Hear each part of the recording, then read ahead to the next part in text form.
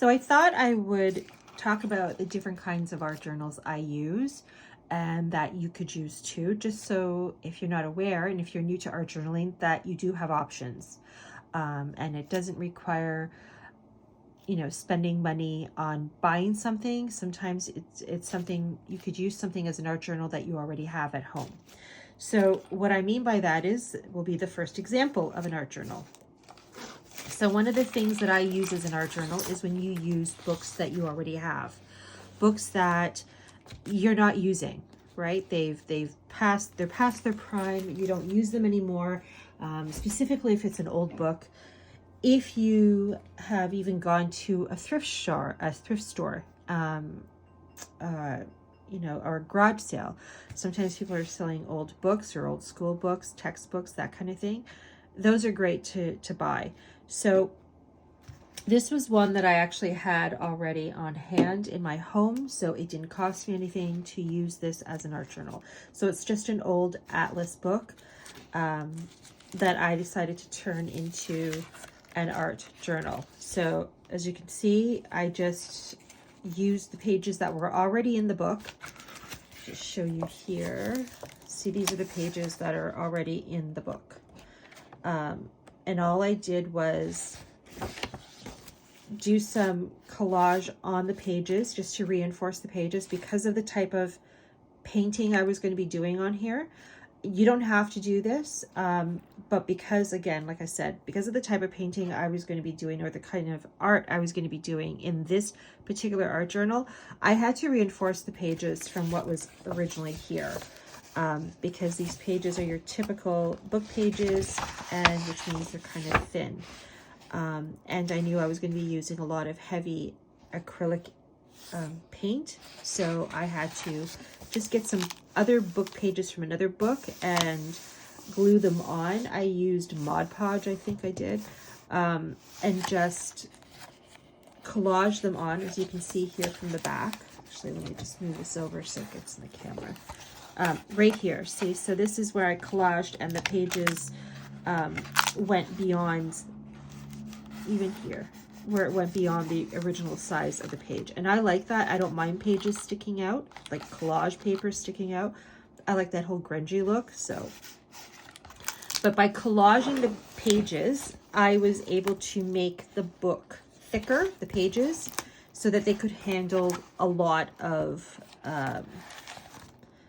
the paint that I was put on here, and the rubbing and all that kind of thing, and making it, just all the abuse I put the page, there's no other word for it, all the abuse that I put the page through when I'm painting. Because sometimes I'm really getting in there and I'm rubbing away with my fingers and everything else, and yeah, so, but I love it. Here I started one. Again, this goes back to what I'm always preaching. It doesn't matter if it's ugly art. And this has been sitting like this for a very long time, and I actually forgot about it. So this is an ugly page, but it served its purpose when I just wanted to create and do something or splash some paint on here. And I didn't care that I left it this way. This is the other thing you can do. So if you're wanting to just, be a little bit more creative with the book, that as you're using it, you can rip off half the page, so then you have this kind of effect, which I really like. You can, again, this is a way that you can use an already existing book and just using it as your art journal.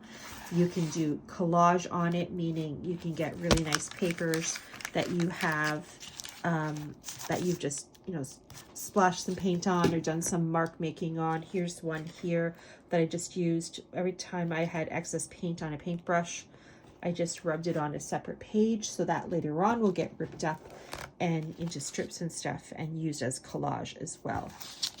So I'm actually using the word collage for two different things. One is when it's just regular paper, nothing done to it, and I'm just using it to reinforce existing book pages.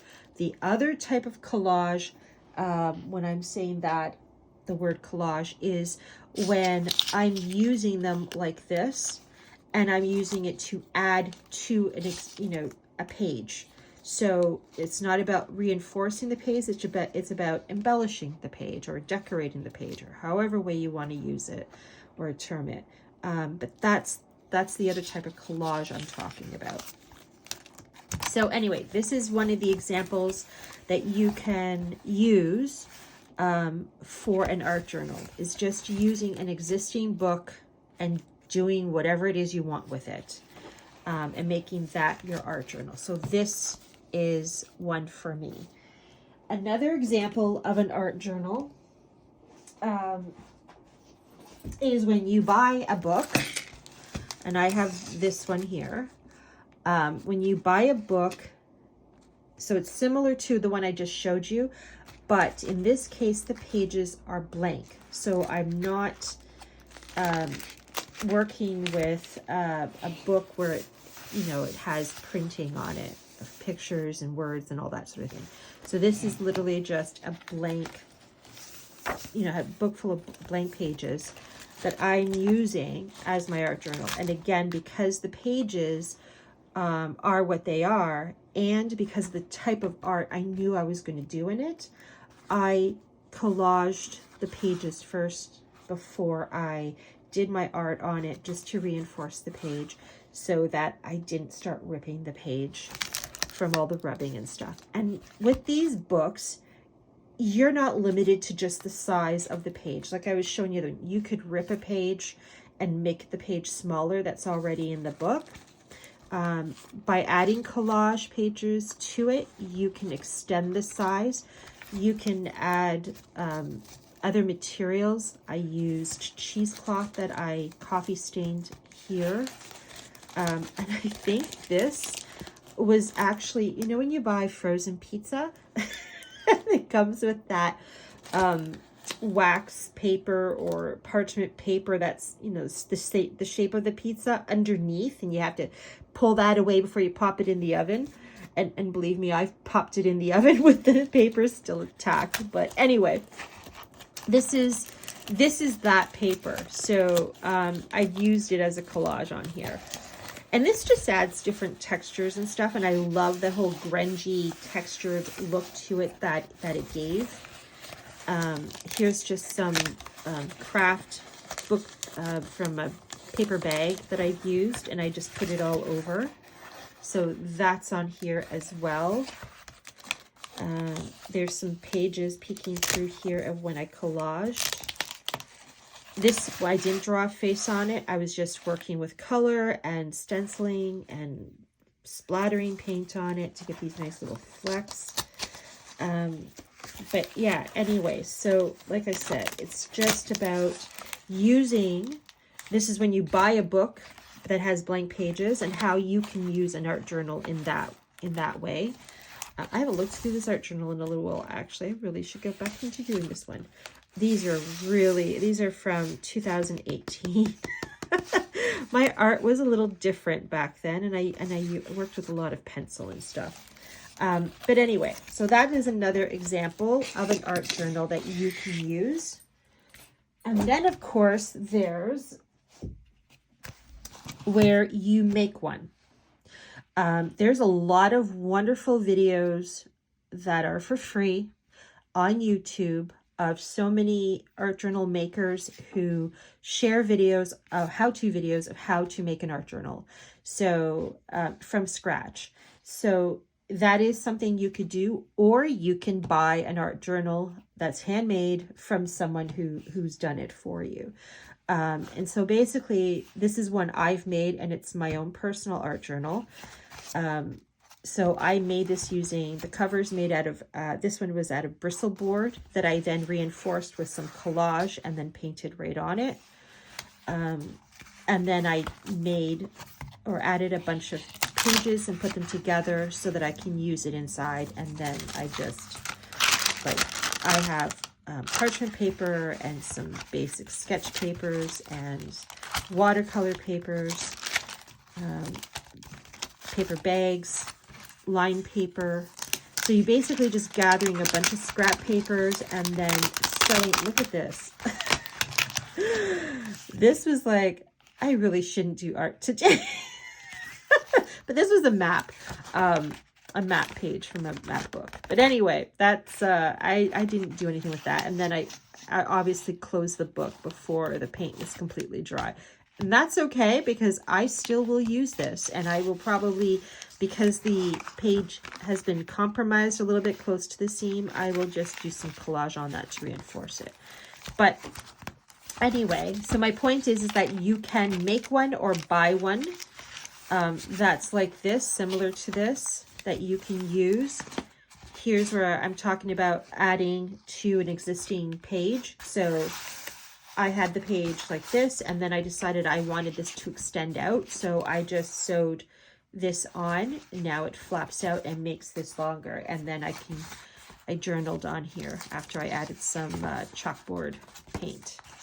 So that is another type of art journal that you can use.